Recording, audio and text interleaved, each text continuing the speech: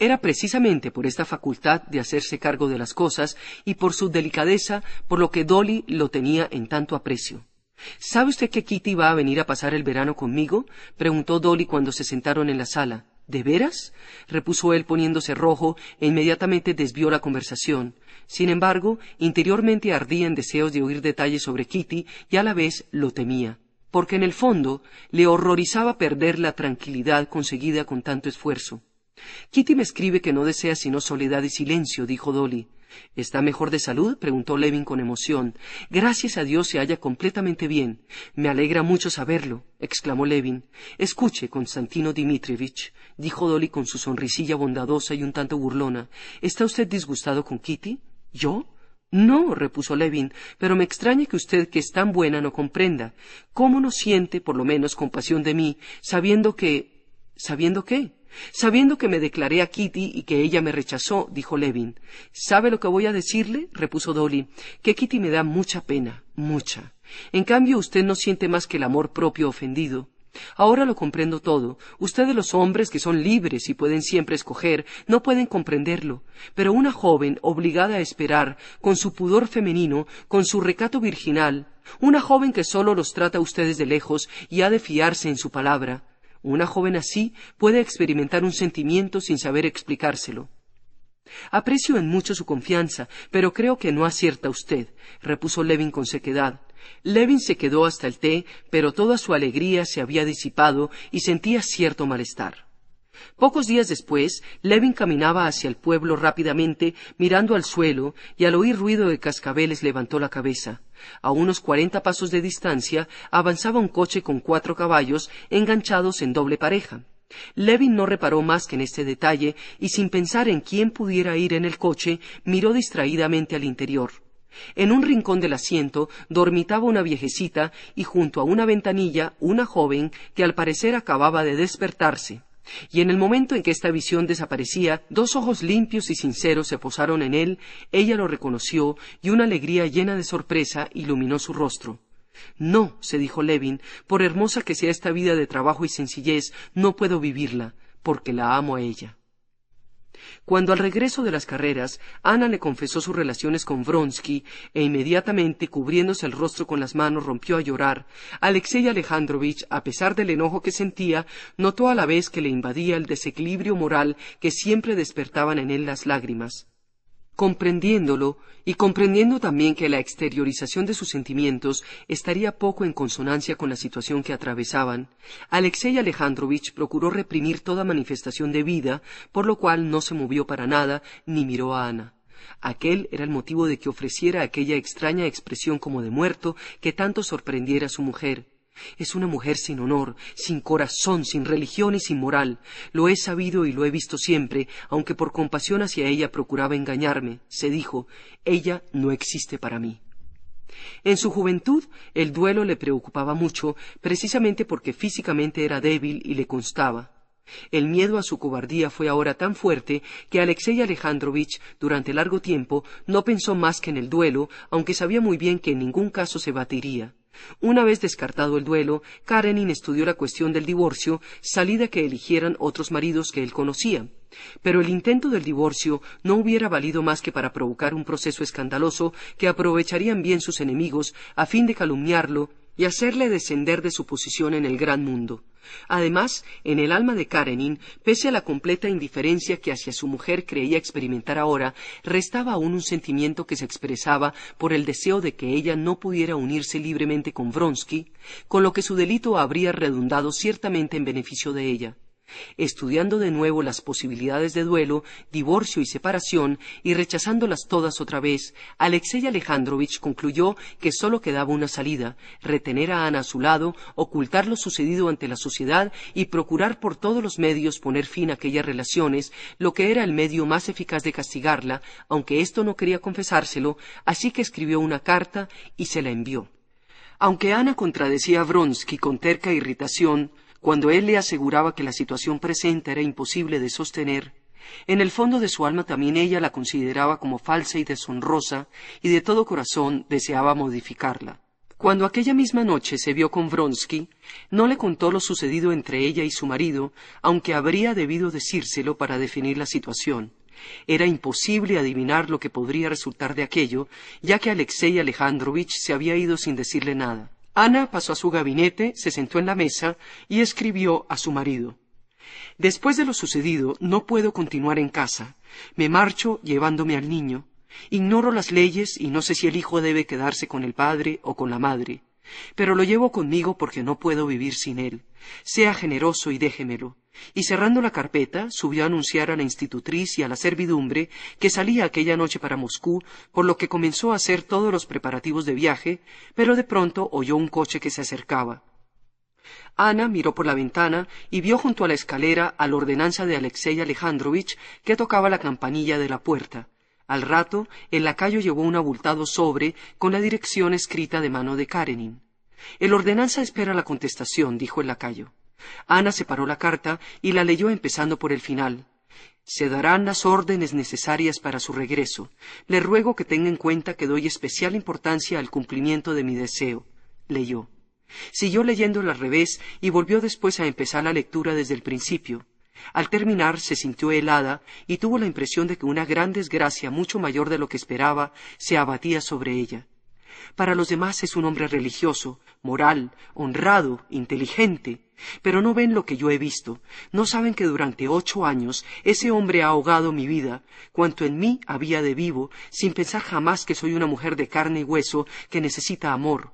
Pensó y continuó: ¿cómo no adiviné lo que iba a decidir? Hace lo que es propio de su ruin carácter. Seguirá viviendo conmigo y a caída. Él se quedará con la razón y a mí me hará sucumbir, me humillará cada vez más. Y recordó las palabras de la carta. Puede suponer lo que la espera a usted y a su hijo. Esto es una amenaza de que me va a quitar el niño, y seguramente su ley estúpida lo hace posible. ¿Acaso no sé por qué lo dice? No cree en mi amor a mi hijo, o más bien lo desprecia, pero sabe que no he de abandonar a mi hijo, porque sin él no me es posible vivir, ni siquiera con el hombre a quien amo. Y en todo caso, si lo dejara y huyera, había de obrar como una mujer más baja y más deshonrada aún. Sí, lo sabe y le consta que no tendré fuerzas para hacerlo. Ana se sentó a la mesa, mas en vez de escribir apoyó los brazos en ella, ocultó la cabeza entre las manos y lloró. Sabía de antemano que todo continuaría como antes o peor. Comprendía que la posición que ocupaba en el mundo aristocrático, y que por la mañana le parecía tan despreciable, le era muy preciosa, y que no tendría fuerzas para cambiarla por la despreciable de una mujer que ha abandonado a su hijo y a su esposo para unirse a su amante. Jamás tendría libertad para amar y viviría eternamente como una mujer culpable.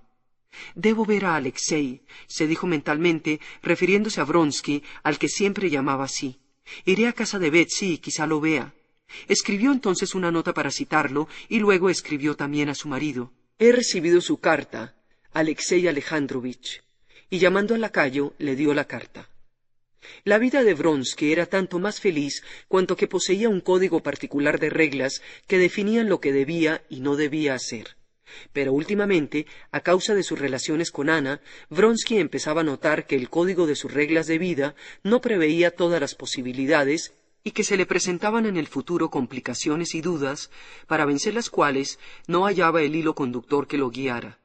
Sus relaciones del momento con Ana y su marido se le aparecían sencillas y claras, y el código que le servía de norma las definía con precisión. Ella era una mujer honrada, que le había hecho presente de su amor, y que por tanto, puesto que él además la amaba, merecía su máximo respeto. Tanto, si no más, que su mujer legal lo hubiera merecido.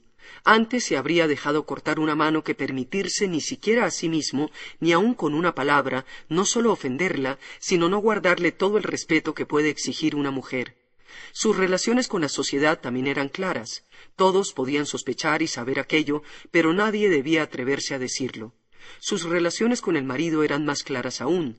Puesto que Ana quería a Vronsky, él consideraba sus derechos a ella como indiscutibles. Últimamente habían surgido, sin embargo, entre él y Ana relaciones nuevas que lo asustaban por su aspecto indefinido. Hasta ayer ella no le había dicho que estaba embarazada, y Vronsky comprendió esta noticia, y lo que Ana esperara de él exigían algo que no estaba previsto en el código que regulaba su vida. La noticia, en efecto, le había cogido desprevenido. Al principio de anunciarle ella su estado, el corazón de Vronsky le dictó que Ana debía abandonar a su marido, y así se lo había manifestado. Pero ahora, al reflexionar, comprendió que era preferible no hacerlo sin dejar de temer obrar mal al pensarlo. Si le he dicho que deje a su marido, ello significa que ha de unirse a mí, y estoy en condiciones de hacerlo. ¿Cómo puedo mantenerla si no tengo dinero? Pero supongamos que arreglo esa cuestión material. ¿Cómo llevármela si tengo que ocuparme en mi carrera? Para decirle eso tenía antes que haber estado preparado, es decir, tener dinero y pedir el retiro. Quedó pensativo. La cuestión de si debía o no pedir el retiro lo hizo meditar en otro interés secreto de su vida, solo conocido para él, pero que era el principal estímulo que lo guiaba: la ambición, ilusión acariciada desde su infancia y su juventud. Y su ambición, que ni a sí mismo se confesaba, era tan fuerte que aún ahora mismo luchaba con su amor. Si pido el retiro, quemo mis naves. Quedándome en el servicio no pierdo nada. Ana misma me ha dicho que no quiere alterar mi situación. Eran más de las 5, y para llegar a tiempo y no ir con sus caballos, conocidos por todos, Vronsky tomó el coche de alquiler y le ordenó ir lo más deprisa posible. Mandó parar antes de llegar a la avenida que conducía a la casa, abrió la portezuela y saltó a tierra. En la avenida no había nadie, pero al volver el rostro a la derecha la descubrió. Tenía el semblante cubierto con un velo, pero por su manera de andar, inconfundible, por la inclinación de su espalda, la reconoció. Y le pareció en el acto que una sacudida eléctrica estremecía todo su cuerpo. Se acercó a Ana y le estrechó fuertemente la mano. —¿No te ha molestado que te llame? Necesitaba verte —dijo ella. Vronsky comprendió que pasaba algo y que la entrevista no sería alegre. En presencia de ella carecía de voluntad propia. Desconocía la causa de la inquietud de Ana, pero notaba ya que a su pesar se la comunicaba. —Ayer no te dije —empezó— que al volver a casa con mi marido, se lo conté todo. Le dije que no podía ser su mujer y que... se lo dije todo. —Vale más, 1000 veces más —dijo Vronsky—, pero comprendo lo penoso que te habrá sido. —No me fue nada penoso, todo sucedió del modo más natural —dijo Ana con irritación—. Y mira —dijo sacando del guante la carta de su marido. Después de leer la carta, Vronsky alzó la vista. En sus ojos no había firmeza. Ella sabía que por mucho que Vronsky pudiera decirle, nunca le diría lo que pensaba. Y comprendió también que su última esperanza estaba perdida. No era esto lo que esperaba. —Ya ves de qué clase de hombre se trata —dijo con voz temblorosa—. Ya lo ves. —Perdona, pero yo me alegro de ello —repuso Vronsky—. Déjame explicarme, por Dios —añadió, rogándole con la mirada que le diera tiempo de aclarar sus palabras. Vronsky quería decir que después del duelo, inminente a su juicio, aquello no podría seguir así, pero dijo otra cosa. —No puede seguir así. Supongo que ahora lo abandonarás. Y Vronsky se sonrojó. —Supongo que ahora me dejarás arreglar nuestra vida, pensar en ella. —Mañana —dijo. Pero Ana no le dio tiempo de terminar. —¿Y mi hijo? —exclamó—. ¿No ves lo que me escribe? Tendría que abandonar a mi hijo, y esto no quiero ni puedo hacerlo. —Por Dios, ¿qué vale más, dejar a tu hijo o continuar esta situación humillante? —¿Humillante para quién? —Para todos, y en especial para ti. No digas que es humillante, no me lo digas. Esas palabras para mí carecen de sentido —dijo Ana—. Comprende que desde el día en que te acepté, todo ha cambiado para mí. Solo tengo una cosa: tu amor. Vronsky sintió también la sensación de algo que subía a su garganta, le cosquillaba la nariz y lo hacía sentirse por primera vez en su vida a punto de llorar. No podía decir qué era concretamente lo que le había conmovido. Sentía lástima de Ana, sabía que no podía ayudarla y a la vez reconocía que él era la causa de su desgracia y que había procedido mal. —¿Acaso no es posible el divorcio? —preguntó con voz débil. Ana movió la cabeza en silencio. —¿No es posible llevarte a tu hijo y dejar a tu marido? —Sí, pero todo eso depende de él. Por ahora debo vivir en su casa —dijo Ana secamente. —El martes iré yo a San Petersburgo y se decidirá todo —indicó Vronsky. Ana se despidió de él y se fue a su casa. Ana había llegado a San Petersburgo por la mañana. Al recibir su telegrama, se le había mandado el coche. Alexei Alejandrovich debía, pues, de estar enterado de su llegada. Sin embargo, cuando llegó, él no fue a recibirla. Le dijeron que estaba ocupado con el jefe del despacho. Ana ordenó que le avisaran de su regreso, pasó a su gabinete y comenzó a arreglar sus cosas, esperando que él fuera a verla. Transcurrió 1 hora sin que Karenin apareciera. Sabía que su esposo había de salir enseguida por asuntos del servicio y quería hablarle antes de que se fuera para concretar sus relaciones. Cruzó pues la sala y se dirigió con decisión a su gabinete.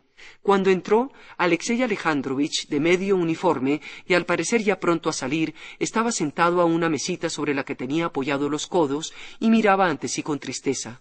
Ana lo vio antes que él la viera y comprendió que era en ella en quien pensaba. «Me alegro de que haya llegado usted», dijo, y se sentó a su lado. Quiso decirle algo, pero no pudo. Ana, en vista de que su esposo no tenía fuerzas para empezar, se decidió a hacerlo ella misma. «Alexei Alejandrovich, soy una mujer culpable, una mujer mala, pero soy la misma que era, la misma que le dije y he venido para decirle que no puedo cambiar». «Nada le pregunto de eso», respondió él de pronto con decisión, mirándola con odio a los ojos. Lo suponía. «No puedo ser su mujer, mientras yo...» empezó. Karenin rió con risa malévola y fría. «Sin duda la clase de vida que usted ha escogido ha influido en sus concepciones. Alexei Alejandrovich, ¿qué quiere usted de mí? Necesito que ese hombre no la visite y que usted proceda de modo que ni el mundo ni los criados puedan criticarla. Quiero que deje de ver a ese hombre. Creo que no pido mucho. Y a cambio de ello, disfrutará usted de los derechos de esposa honrada sin cumplir sus deberes. Es cuanto tengo que decirle, y ahora debo salir. No como en casa». Y dicho esto se levantó y se dirigió hacia la puerta. Ana se levantó también. Saludándola en silencio, su marido la dejó pasar adelante. A la mitad de las escaleras, Levin oyó en el recibidor una conocida tosecilla, aunque no muy clara, porque la apagaban sus propios pasos. Era su hermano Nicolás. Levin quería a su hermano, pero vivir con él siempre había constituido para él un tormento. No obstante, apenas lo vio, aquel sentimiento de decepción personal se desvaneció en él, sustituido por la compasión. Antes, el aspecto de su hermano, con su terrible delgadez y su estado enfermizo, era aterrador, pero ahora había enflaquecido todavía más y se lo veía completamente agotado. Era un esqueleto cubierto solo con la piel. «Al fin he venido a tu casa», dijo Nicolás, con voz apagada, sin apartar un segundo los ojos del rostro de su hermano. «Hace tiempo que me lo proponía, pero me hallaba muy mal. Ahora mi salud ha mejorado mucho», concluyó secándose la barba con las grandes y flacas palmas de sus manos. «Bien, bien», contestó Levin. Algunas semanas antes, Constantino Levin había escrito a Nicolás diciéndole que había vendido la pequeña parte de las tierras que quedaban sin repartir y que podría cobrar lo que le correspondía, que era unos 2000 rublos. Estaba de excelente humor, alegre y cariñoso como su hermano lo recordaba en su infancia, y hasta mencionó sin rencor a Sergio Ivanovich. «Pues sí, pasaré contigo un par de meses y luego me volveré a Moscú. Miakov me ha prometido un empleo. Trabajaré. Quiero modificar mi vida», continuó diciendo. «¿Sabes que me he separado de aquella mujer? ¿De Daria Nikolayevna? ¿Por qué? Porque era una mala mujer. Me dio muchos disgustos». No dijo cuáles, sintiéndose incapaz de confesar que se había separado de ella por hacerle un té demasiado flojo y principalmente por cuidarlo como a un enfermo. Ahora los dos sentían lo mismo. La inminencia de la muerte de Nicolás, que pesaba sobre todo lo demás y lo borraba. Ni uno ni otro osaban, sin embargo, hablar de ello, y por esto todo lo que hablaban era falsedades, pues que no expresaban lo que había en sus pensamientos. Jamás Levin se alegró tanto como aquel día de que llegara la hora de irse a dormir. Jamás ante ningún extraño, en ninguna visita de cumplido, estuvo tan falso y artificial. La docilidad de Nicolás duró poco. Desde la mañana siguiente volvió a mostrarse irritable y se aplicaba a buscar pendencias con su hermano, hiriéndole en los puntos más delicados de su sensibilidad, pero antes de despedirse, Nicolás besó a Levin y las lágrimas brotaron de sus ojos. Los Karenin, marido y mujer, seguían viviendo en la misma casa y se veían a diario, pero eran completamente extraños el uno al otro. Alexei Alejandrovich se impuso la norma de ver diariamente a su esposa para evitar que los criados adivinaran lo que sucedía, aunque procuraba no comer en casa. Vronsky no visitaba nunca a los Karenin, pero Ana lo veía fuera y su esposo lo sabía. La situación era penosa para los tres y ninguno la hubiera soportado un solo día de no esperar que cambiara, como si se tratara de una dificultad pasajera y amarga que había de disiparse sin tardar. Karenin confiaba que aquella pasión pasaría como pasa todo, que todos habían de olvidarse de ella y que su nombre continuaría sin mancha. Ana, de quien dependía principalmente aquella situación y a quien le resultaba más penosa que a nadie, la toleraba porque no solo esperaba, sino que creía firmemente que iba a tener un pronto desenlace y a quedar clara. Vronsky, involuntariamente sometido a Ana, confiaba también en una intervención exterior que había de zanjar todas las dificultades. Un día, al volver a casa, Vronsky halló un billete de Ana que le escribía: «Estoy enferma y soy muy desgraciada. No puedo salir, pero tampoco vivir sin verle. Venga esta noche. A las 7 Alexei Alejandrovich sale para ir a un consejo y estará fuera hasta las 10». Aquel invierno, Vronsky, nombrado coronel, había dejado el regimiento y vivía solo. Cuando llegaba a la casa de los Karenin, eran las 9:10. Un coche estrecho y alto, con 2 caballos grises, estaba parado junto a la puerta, y Vronsky reconoció el carruaje de Ana. Se proponía ir a mi casa, pensó, y hubiera sido mejor. Me es desagradable entrar aquí, pero es igual, no puedo esconderme. Y con la desenvoltura adquirida desde la infancia del hombre que no tiene nada de qué avergonzarse, descendió del trineo y se acercó a la puerta. Esta se abrió en aquel momento. Casi en el umbral, el joven tropezó con Alexei Alejandrovich, quien fijó por un momento sus ojos apagados e inmóviles en el rostro de Vronsky, movió los labios como si masticara, se tocó el sombrero con la mano y pasó. Vronsky vio cómo, sin volver la cabeza, subía al coche, cogía por la ventanilla la manta y los prismáticos y desaparecía. El joven entró en el recibidor con el entrecejo fruncido y los ojos brillantes de orgullo y de animosidad. «¡Qué situación!», pensaba. «Si este hombre se hubiera decidido a luchar, a defender su honor, yo habría podido obrar, expresar mis sentimientos, pero por debilidad o bajeza me coloca en la desairada posición de un burlador, cosa que no soy ni quiero ser».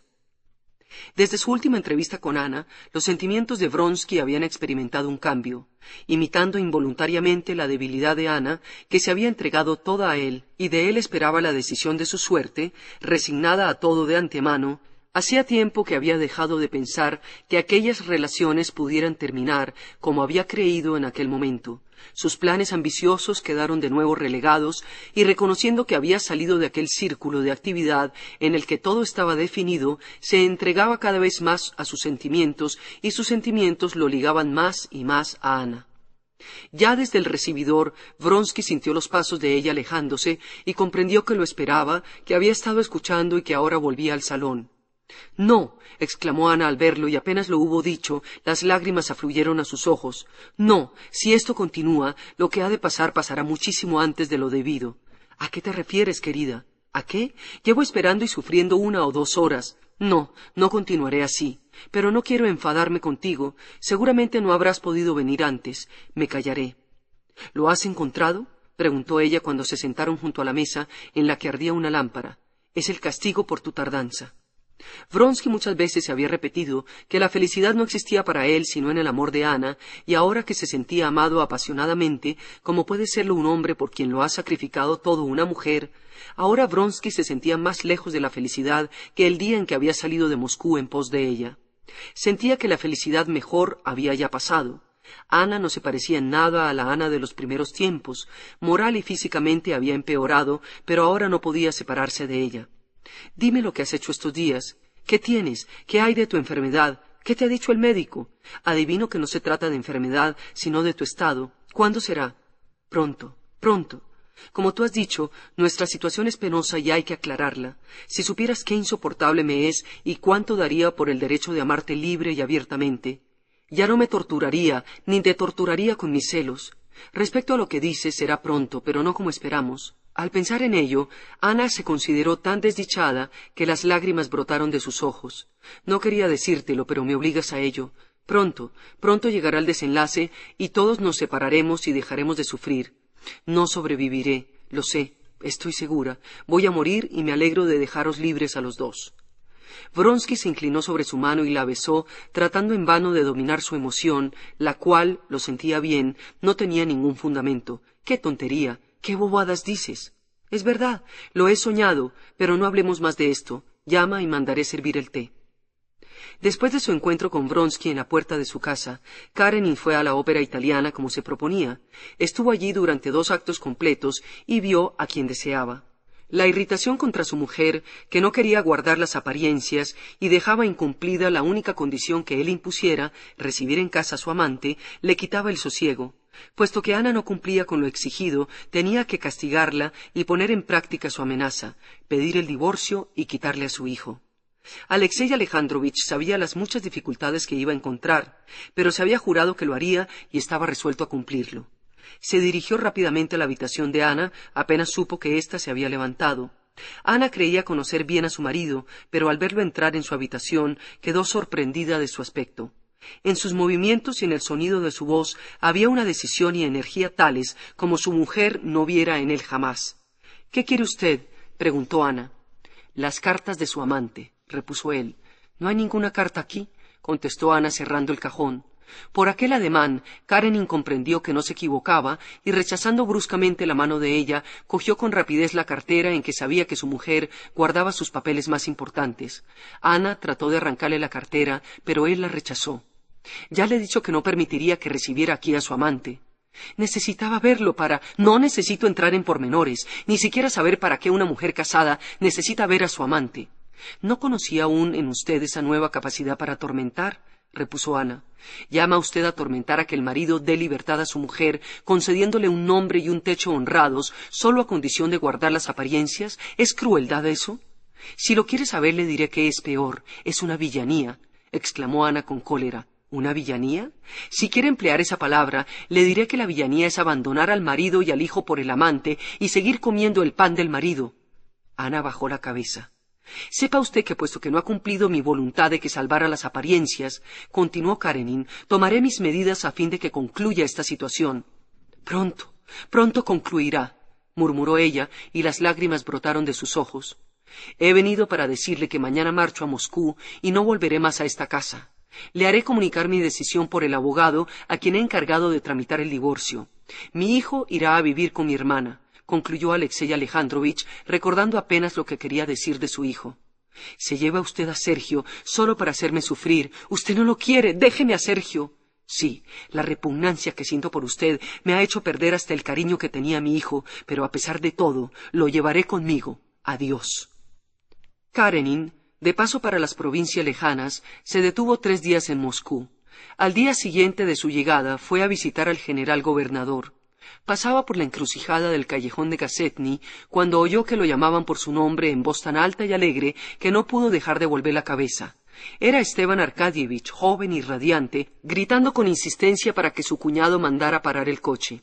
Karenin no deseaba ver a nadie en Moscú, y menos al hermano de su mujer. Sin embargo, se detuvo ante la insistencia de Esteban, quien después de saludarlo, lo invitó a comer. —Iré a verte mañana —gritó Esteban Arkadievich, y se despidieron. Al día siguiente, era domingo, Esteban se dirigió al Gran Teatro para asistir al ensayo de un ballet y entregó a Macha Chivisova, una linda bailarina que había encontrado en aquel teatro por recomendación suya, un collar de corales. A Esteban Arkadievich le placía comer bien, y entre los invitados a la cena que iba a ofrecer figurarían Kitty y Levin, y para disimular la coincidencia, otra prima, el joven Sherbatsky, Sergio Koznichev y Alexei Alejandrovich. Karenin, de vuelta de misa, pasó toda la mañana en su cuarto y de repente oyó el sonoro timbre de la voz de su cuñado. —¡Hazlo pasar! —gritó al criado recogiendo los papeles y colocándolos en la cartera. —Me alegro mucho de encontrarte. Espero que... —empezó a decir alegremente Esteban cuando entró en la habitación. —No puedo ir —dijo fríamente Alexei Alejandrovich, permaneciendo en pie, sin ofrecer una silla al visitante. —¿Por qué no puedes? ¿Qué quieres decir? —preguntó con sorpresa en francés. —Pero si prometiste que vendrías, todos contamos contigo. Quiero decir que no puedo ir a su casa, porque las relaciones de parentesco que había entre nosotros deben terminar. —¿Cómo? ¿Por qué? No comprendo —dijo sonriendo Esteban Arkadievich—. Porque voy a iniciar demanda de divorcio contra su hermana y esposa mía. Perdona, pero... no lo creo, no lo puedo creer. Por eso no he ido a su casa. Creo que nuestras relaciones deben cambiar —dijo Karenin. Aun siendo verdad tus peores suposiciones, nunca juzgaré a ninguna de las dos partes, y no veo por qué han de cambiar nuestras relaciones. Te ruego que vayas a la casa y sobre todo que hables con mi esposa. Es una mujer extraordinaria. Por Dios, te lo pido de rodillas. Si tanto se empeña, iré —dijo suspirando Karenin, y se despidió de su cuñado de un modo muy distinto a como lo recibiera. Era más de las 5 y ya estaban presentes algunos invitados, entre los cuales estaba Levin. Este no había visto a Kitty fuera del momento en que la entreviera en el camino de Ergúchovo desde aquella infausta noche en que se había encontrado con Vronsky. En el fondo de su alma sabía que hoy iba a verla aquí, pero tratando de defender la libertad de sus pensamientos, insistía en decirse a sí mismo que no lo sabía. Entró pues al salón con paso desesperadamente decidido y la vio. Kitty no era ya la muchacha de antes, no era la que había visto en el coche, sino completamente distinta. Parecía avergonzada, temerosa, tímida y por ello más bella aún. Ella divisó a Levin en el mismo momento en que entraba al salón. Lo esperaba. Se alegró y su alegría la turbó. Él se acercó, la saludó y le dio la mano en silencio. «Hace mucho que no nos vemos», dijo con temor Kitty, y con el atrevimiento de la desesperación apretó con su mano fría la de Levin, quien alegremente empezó a entretenerla con todas las anécdotas que acudían a su mente. Al final de la comida, los hombres se levantaron de la mesa sin dejar de hablar, y hasta Karenin se animó, aunque no por mucho tiempo, pues Dolly quiso preguntar confidencialmente sobre Ana, y él se vio obligado a comentar lo sucedido con su esposa y su irrevocable decisión. Entretanto, Levin, en medio de su conversación con Kitty, quiso de repente preguntarle algo definitivo para él. Lo miraba con ojos acariciantes, aunque ligeramente asustados. «Bien, pregunte», escribió Kitty sobre un papel puesto en la mesa. «Cuando usted me dijo «no puede ser», ¿se refería a entonces o a siempre?» «¿Sabe qué palabra es esta?», preguntó él, señalando la S con la que indicara siempre, que significaba el fin de sus esperanzas. «Significa siempre», contestó Kitty, «pero no es así». De pronto el rostro de Levin se iluminó. Había comprendido. Las letras significaban «entonces no podía decir otra cosa». «¿Y ahora?»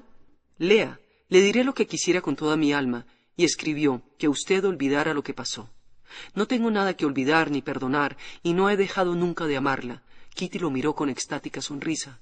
«He comprendido», dijo. La felicidad que sentía Levin velaba su mente. Entonces escribió solo 3 letras. Antes de que terminara de trazarlas, Kitty, cogiendo la mano de Levin, le hizo poner la respuesta: «sí». En su conversación había sido dicho todo, que ella lo quería y que diría a sus padres que Levin iría a verlos al día siguiente por la mañana. Según las antiguas ideas de Vronsky, renunciar al puesto de ventaja y peligro que le ofrecían en Tashkent era vergonzoso e imposible. Pero ahora renunció a él sin un titubeo y, notando que en las altas esferas lo desaprobaban, pidió el retiro. Un mes más tarde, Ana y Vronsky marchaban al extranjero. Karenin quedó solo en su casa con su hijo. Había renunciado al divorcio para siempre. El día de la boda de Levin y Kitty, mucha gente, mujeres sobre todo, rodeaban la iglesia, deslumbrante con todas las luces encendidas para la ceremonia. Los que no habían podido penetrar en el interior se agrupaban junto a las ventanas, empujándose, discutiendo y mirando a través de las rejas. Durante la ceremonia, Kitty se esforzaba en oír las oraciones y comprender su sentido, pero no pudo. Una impresión de solemnidad y radiante alegría inundaba su alma cada vez más a medida que adelantaba la ceremonia, privándola de poder concentrarse. Levin, mirándola, se sorprendió de la alegre irradiación del rostro de Kitty. Sin querer, aquel sentimiento se le comunicó y se notó radiante y dichoso ante ella. Esa misma noche, después de la boda y la cena, los recién casados se fueron al campo. Entretanto, hacía meses que Ana y Vronsky viajaban por el extranjero. Después de visitar a Venecia, Roma y Nápoles, llegaron a una pequeña ciudad donde pensaban permanecer algún tiempo. En este primer período de su libertad y de su rápida convalecencia, Ana se sentía indeciblemente feliz. El recordar la desgracia de su marido no estorbaba su felicidad. De una parte, tal recuerdo era demasiado terrible para pensar en él, y de otra, aquella desventura había sido fuente de tanta dicha que no sentía remordimiento. Un pensamiento consolador acudía a su cerebro al pensar en lo hecho durante el principio de su ruptura con Karenin. Ahora, evocando el pasado, sólo se atenía a este pensamiento: he causado la inevitable desgracia de ese hombre, pero no me aprovecho de ella, ya que también sufro y sufriré en el futuro al perder lo que más aprecio: mi nombre de mujer honrada y mi hijo. He obrado mal y por eso no quiero el divorcio ni la felicidad, y sufriré mi deshonra y la separación del ser a quien tanto quiero. Pero pese a su intenso deseo de sufrir, no sufría ni notaba para nada la deshonra. La separación de su hijo, a quien tanto quería, tampoco la atormentó demasiado al principio. La niña, hija de Vronsky, era muy graciosa y cautivó su cariño desde que se quedó con ella, así que rara vez se acordaba de Sergio. Su deseo de vivir, acrecido con la convalecencia, era tan fuerte y las condiciones de su vida tan nuevas y agradables que Ana se sentía inmensamente dichosa. Cuanto más conocía a Vronsky, más lo amaba. En cuanto a Vronsky, aunque se había realizado lo que deseara por tanto tiempo, no era feliz. No tardó en advertir que la realización de sus deseos no le procuraba más que un grano de la montaña de dicha que esperó, eterna equivocación del hombre que espera la felicidad del cumplimiento de sus anhelos. Al principio de unirse Vronsky a Ana y vestir el traje civil, sintió el atractivo de una libertad general que antes no conocía, así como la libertad en el amor, y fue feliz, mas por poco tiempo. Era imposible pensar en las distracciones de soltero que en sus anteriores viajes fuera de su patria había siempre buscado Vronsky, ya que un solo ensayo produjo a Ana, al retardarse él en la cena con los amigos, una insólita tristeza. Al poco tiempo, la vida a los dos les pareció tan monótona en la ciudad italiana que experimentaron una imperiosa necesidad de cambiar de existencia y decidieron regresar a Rusia. Levin llevaba casado más de 2 meses. Era feliz, pero no tan completamente como había esperado. A cada momento le salía al paso una decepción de sus antiguas ilusiones o encontraba en otro un encanto inesperado. Aunque dichoso, veía, al hacer vida familiar, que ésta era muy diferente de lo que él había creído. Él pensaba conocer muy bien la vida familiar, pero como todos los hombres, no la imaginaba sino como un goce del amor no dificultado por nada y del que debían apartarse todas las pequeñas preocupaciones. Según él, una vez hecho su trabajo, debía descansar en la dicha del amor. Kitty debía ser amada y nada más. Pero Levin olvidaba que ella también tenía que trabajar, y le sorprendía que aquella gentil y poética Kitty pudiera, no ya en las primeras semanas, sino en los primeros días de su vida conyugal, pensar, acordarse y preocuparse de manteles, muebles, comidas y en la próxima visita de Dolly con los niños. Un día le llegó a Levin una carta de María Nikolayevna, la examante de su hermano Nicolás, y después de leerla dijo: «Mi hermano Nicolás se está muriendo. Tengo que irme mañana. ¿Puedo ir contigo?» «¿Para qué, Kitty?», dijo Levin con reproche. «¿Para qué?», repuso ella, ofendida de la desgana con que Levin acogía su ofrecimiento. «¿Acaso no puedo ir? ¿Es que voy a estorbarte? Yo me voy porque mi hermano se muere, pero tú, lo mismo que tú». «En un momento tan grave para mí, ella no piensa más que en que se aburrirá sola», se dijo Levin, y este pensamiento lo llenó de aflicción. Vio que Kitty lloraba, trató de calmarla, y decidieron ir juntos al día siguiente, pero en el fondo Levin estaba descontento de Kitty y de sí mismo. De ella, porque no había sabido aceptar el dejarlo marchar solo cuando así le convenía, y descontento de sí mismo porque no había sabido mostrar firmeza de carácter. Además, en el fondo de su ser, no podía aceptar que Kitty tuviera que ver algo con la mujer que vivía con su hermano y pensaba con horror en las complicaciones que podían producirse. Cuando llegaron al lugar donde reposaba Nicolás, Levin fue directamente a verlo. «Es imposible que ese terrible cuerpo sea mi hermano Nicolás», pensó cuando entró en la habitación, pero acercándose más, le vio el rostro y se disiparon sus dudas. A pesar del horrible cambio del semblante, le bastó a Levin contemplar los vivos ojos que Nicolás alzó para mirar al que entraba, le bastó observar un leve movimiento bajo los bigotes para comprender la terrible verdad, que aquel cuerpo muerto era su hermano vivo. Los brillantes ojos se posaron con serenidad y reproche en el hermano que acababa de entrar, y al punto se estableció entre ambos una interna comunicación. Mientras tanto, Kitty sentía, pensaba y obraba muy diversamente. El enfermo había despertado en ella compasión, y la compasión produjo en su alma de mujer un sentimiento que nada tenía que ver con el de repugnancia y horror que había despertado en su marido y que se expresaba en la necesidad de obrar, enterarse con todo detalle del estado del paciente y hacer lo posible para ayudarlo. Los detalles cuyo pensamiento aterraba a su marido ocuparon desde el primer momento la atención de Kitty. Envió a uno a buscar un médico, envió a otro a la farmacia, mandó a la criada que venía con ella y a María Nikolayevna barrer el suelo, limpiar el polvo y fregar. Al final, todo a su alrededor tenía otro aspecto. El olor desagradable había sido sustituido por el de una mezcla de perfume y vinagre que Kitty, sacando los labios e hinchando sus encarnadas mejillas, esparcía a través de la habitación. «Katia», dijo Nicolás, «me siento mucho mejor. Con usted hubiera curado hace tiempo. Estoy muy bien». Nicolás llevó también la mano de su hermano a la boca y la besó. Agitado por los sollozos y sin fuerzas para hablar, Levin salió de la habitación. Al cabo de 10 días de agonía, el enfermo murió, pero apenas se produjo el inescrutable misterio de la muerte ante los ojos de Levin, sobrevino otro, igualmente insondable, el del amor y la vida. Kitty estaba encinta. Desde que Alexei Alejandrovich comprendió por las palabras de Betsy y Oblonsky que lo que se exigía de él era que dejara tranquila a su mujer y no la importunara con su presencia, cosa que también ella deseaba, se sintió tan anonadado que nada pudo decir por sí mismo. No sabía lo que quería, y entregándose en manos de los que tanto placer hallaban en organizar sus asuntos, aceptaba cuanto le proponían. Únicamente cuando Ana se fue de casa, le era imposible de todo punto relacionar su reciente perdón, su ternura, su amor a la esposa enferma y a la niña de otro, con lo que al presente sucedía, en que como recompensa de todo ello se veía solo, cubierto de oprobio, deshonrado, inútil para todo y objeto del desprecio general. Alexei Alejandrovich había nacido huérfano, eran 2 hermanos, no recordaba a su padre y su madre había muerto cuando él no contaba ni 10 años aún. No eran ricos.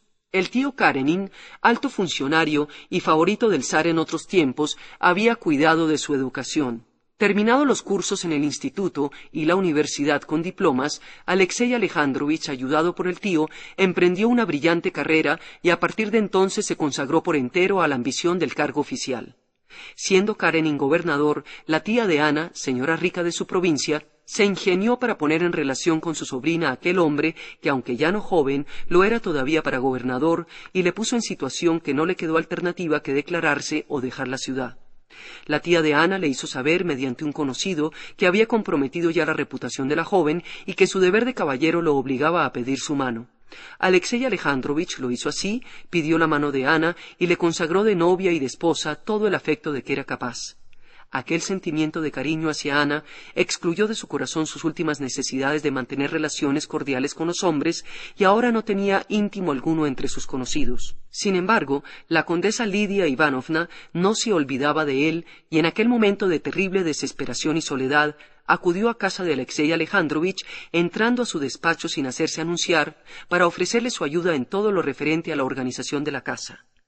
Una vez Karenin hubo aceptado su colaboración, subió al cuarto de Sergio y, cubriendo de lágrimas las mejillas del asustado niño, le dijo que su padre era un santo y que su madre había muerto. La ayuda de la condesa era efectiva, dio un apoyo moral a Karenin en la conciencia del cariño y el respeto que sentía por él, y sobre todo en el hecho de que ella le hubiera convertido de un creyente frío e indiferente en un adepto de la nueva doctrina cristiana, tan en boga últimamente en San Petersburgo, lo que le proporcionaba un gran consuelo. A la condesa Lidia Ivanovna la habían casado con un hombre rico, noble, más bueno que noble y más libertino que bueno. Ella era entonces una muchacha muy joven aún y de naturaleza exaltada. Al segundo mes, su marido la dejó.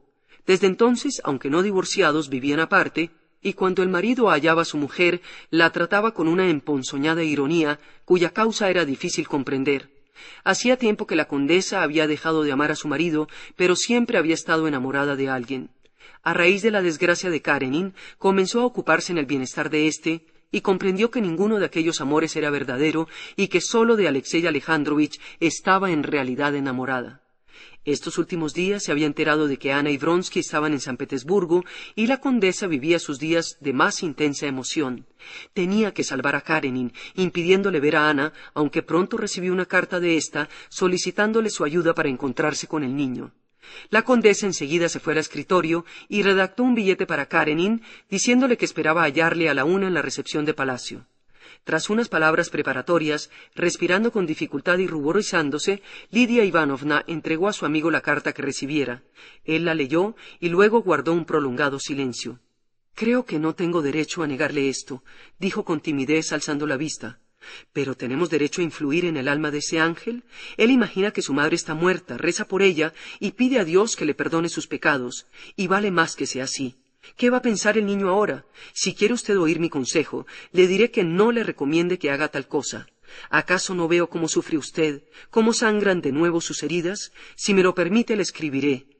Karenin consintió y la condesa escribió, en francés, la siguiente carta. El hacer que su hijo la recuerde puede provocar en él preguntas imposibles de contestar sin despertar en el alma del niño sentimientos reprobatorios de lo que debe ser sagrado para él. Le ruego por eso que considere la negativa de su marido en un sentido de amor cristiano. La carta obtuvo el secreto fin que la condesa se ocultaba incluso a sí misma: ofender a Ana en lo más profundo de su alma. En el número de ocupaciones predilectas de Sergio figuraba la de buscar a su madre en el paseo. No creía en la muerte en general, ni en particular en la de su madre, aunque la condesa se lo dijera y papá se lo hubiera confirmado. Por eso, aun después de decirle que había muerto, cuantas veces salía a pasear, continuaba buscándola. Esperaba que ella en cualquier momento se acercara a él y se levantara el velo. Vería todo su rostro sonreírle, le abrazaría, percibiría su perfume y la suavidad de su mano, y lloraría de dicha. Cuando supo casualmente por el aya que su madre no había muerto y que su padre y la condesa se lo habían dicho así porque ella era mala, en lo cual él, como la quería tanto, no creyó en modo alguno, siguió esperándola y buscándola todavía con más ahínco. Ana y Vronsky, por su parte, al llegar a San Petersburgo, se hospedaron en uno de los mejores hoteles. El mismo día de su llegada, Vronsky visitó a su hermano y encontró allí a su madre, venida de Moscú para sus asuntos. Su madre y su cuñada lo recibieron como siempre, le preguntaron por su viaje al extranjero, hablaron de sus conocidos y no dijeron ni una palabra de sus relaciones con Ana. Pero una de las cosas principalmente ingratas para Vronsky era que su nombre y el de Karenin se oían en todas partes, y su existencia en San Petersburgo le fue todavía más penosa porque durante todo aquel tiempo advirtió en Ana una actitud incomprensible para él. Algo la atormentaba, sin duda, y algo le ocultaba. De hecho, uno de los fines principales del viaje a Rusia era para Ana ver a su hijo. Desde que salió de Italia, la idea de verlo no dejó un momento de conmoverla, y cuanto más se acercaba a San Petersburgo, mayor le parecía el encanto y la trascendencia de aquel encuentro con el niño. Jamás se sintió tan humillada como en aquel momento en que, llamando al enviado, le oyó detallar cómo le habían hecho esperar y cómo luego le dieron esa carta que le pareció de una maldad excesiva. Su dolor era tanto más hondo cuanto que había de soportarlo ella sola. No podía ni quería compartirlo con Vronsky. Sabía que aunque él era la causa principal de su desventura, la entrevista con su hijo había de parecerle una cosa sin importancia. Así que Ana pasó en casa todo el día, meditando medios para conseguir su propósito, hasta que al fin decidió que al día siguiente, cumpleaños de Sergio, iría a casa de su marido, sobornaría a los criados, los engañaría, pero vería a su hijo costara lo que costara, y destruiría el terrible engaño de que rodeaban a la desgraciada criatura. Al día siguiente, a las 8 de la mañana, Ana, apeándose de un coche de alquiler, llamó a la puerta principal de la casa que un día fuera suya. «Vengo de parte del príncipe Skeradumov a ver a Sergio Alejandrovich», dijo Ana fingiendo ser otra persona. «El señorito no está levantado aún», repuso el portero mirándola detenidamente hasta reconocerla. Sin decirle nada, la saludó con respeto. «Haga el favor de entrar, excelencia», dijo después. Al entrar en la habitación del niño, lo vio desperezándose. «¡Sergio!», llamó Ana acercándose con paso cauteloso. Por algunos segundos miró silencioso e interrogativo a su madre, inmóvil ante él. De pronto rió lleno de dicha y, cerrando de nuevo sus ojos cargados de sueño, se dejó caer otra vez, pero no hacia atrás, sino en los brazos de su madre. «Sergio, querido niño mío», exclamó Ana sofocada, abrazando el amado cuerpecito. «Mamá», contestó el niño moviéndose en todas direcciones para que su cuerpo rozara por todas partes los brazos de su madre. «Ya sabía», dijo abriendo los ojos, «que habías de venir. Hoy es el día de mi cumpleaños. Me he despertado ahora mismo y voy a levantarme». «¿Por qué lloras, mamá?» «No lloraré más. Lloro de alegría. Hace tanto que no te he visto». «Queridito mío», murmuró Ana al cabo de unos minutos. No dijo adiós, pero el niño lo leyó en la expresión de su rostro, y adivinó que su padre pronto la encontraría y que ella y él no debían verse. Todo esto lo comprendía, mas no comprendía el motivo ni por qué se pintaba el temor en el semblante de su madre. Sin duda ella no era culpable de nada, pero temía a su marido y se avergonzaba de algo. «Sergio, querido hijito, ama mucho a tu padre, es mejor y más bueno que yo. Yo me he portado mal con él. Cuando seas mayor, lo comprenderás». «No hay nadie más buena que tú», gritó el niño con desesperación a través de sus lágrimas. Próximos a otra puerta, sonaron pasos. El aya dijo en voz baja: «Ya viene». Alexei Alejandrovich avanzaba en dirección opuesta. Al verla, se detuvo e inclinó la cabeza. Aunque solo un momento antes Ana afirmaba que él era mejor y más bueno que ella, en la mirada rápida que le dirigió, al distinguir su figura en todos sus detalles, la invadieron los habituales sentimientos de aversión, de odio y de envidia de que le hubiera quitado a su hijo. con rápido ademán se bajó el velo y salió de allí casi a la carrera. Daría Alejandrovna pasaba el verano con sus hijos en Pokrovskoe, en casa de su hermana Kitty Levina. Como la casa de los Oblonsky estaba completamente en ruinas, Kitty y Levin convencieron a Dolly de que se instalara allí con ellos, decisión que fue aprobada de buen grado por Stepan Arkadyevich. Afirmaba éste que sentía mucho que el trabajo no le permitiera pasar el verano con su familia, lo que hubiera sido para él la máxima felicidad. Quedó pues en Moscú y de vez en cuando iba al campo y pasaba allí un par de días. En esa época, Daría Alejandrovna realizó su propósito de ir a visitar a Ana, quien se encontraba con Vronsky pasando unos días en su hacienda. Comprendía que los Levin tenían razones bien fundadas para no desear relacionarse para nada con Vronsky y estaba segura de que su viaje afligiría a su hermana y causaría un disgusto a su cuñado, pero por otra parte consideraba un deber suyo visitar a Ana y deseaba mostrarle que a pesar del cambio en su situación, sus sentimientos para con ella no habían variado. Cuando lo tuvo decidido, por consejo de Levin, Daría Alejandrovna salió antes del amanecer. El camino era bueno y el coche cómodo. Al llegar a la finca, el cochero paró los caballos y Dolly vio a Vronsky y Ana seguidos por 3 invitados. Cuando Ana reconoció a Dolly en la pequeña figura de mujer acurrucada en un rincón del viejo landolé, su rostro se iluminó de alegría. ¡Ella!, exclamó y lanzó su caballo al galope. Al llegar junto al coche, saltó sin ayuda de nadie y recogiendo el vuelo de sus faldas de amazona, corrió al encuentro de Dolly. Yo esperaba y no osaba esperar. ¡Qué alegría! No puedes imaginarte mi alegría, decía Ana, ora juntando su rostro al de Dolly y besándola, ora separándose un poco y mirándola sonriente, con cariño. ¡Qué alegría, Alexei!, dijo Vronsky, que saltaba del caballo y se acercaba a ellas. Vronsky, quitándose su alto sombrero gris, saludó a Dolly. «No sabe usted cuánto nos alegra su llegada», dijo con franca sonrisa, que descubría sus fuertes y blancos dientes. Daría Alejandrovna miraba con interés el charaván, tan lujoso como no la había visto nunca, a los magníficos caballos, a todas aquellas personas que la rodeaban, tan elegantemente vestidas, tan bien ataviadas. Pero lo que más le admiraba era el cambio que advertía en su querida Ana. Todo en ella respiraba un encanto del que Ana parecía consciente y que la colmaba de gozo. Cuando estuvieron solas, Ana miraba el rostro de Dolly, delgado, con huellas de cansancio y polvo del camino en las arrugas, pero se puso a hablar de sí misma.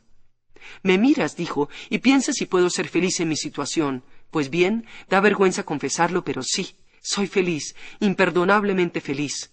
Me ha sucedido una cosa maravillosa, algo así como despertar de un sueño espantoso y darnos cuenta de que todo aquello que nos aterraba era cosa de sueño. Yo he despertado de mi pesadilla.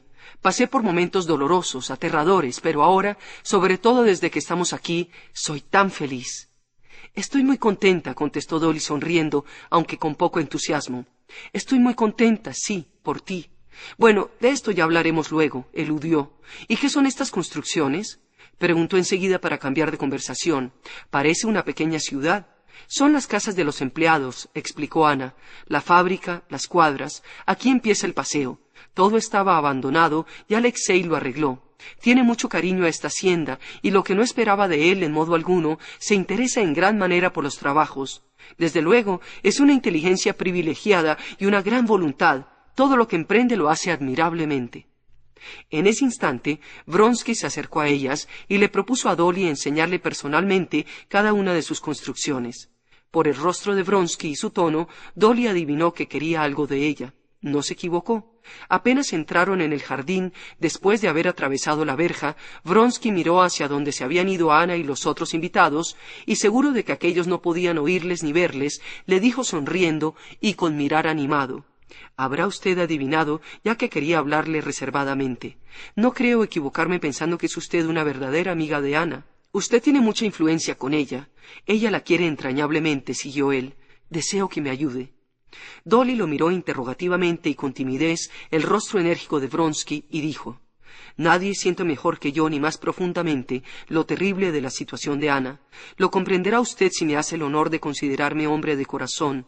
Soy la causa de esta situación y lo siento en el alma». «Lo comprendo», dijo Daría Alejandrovna, admirando con cuánta sinceridad y firmeza había dicho Vronsky aquellas palabras.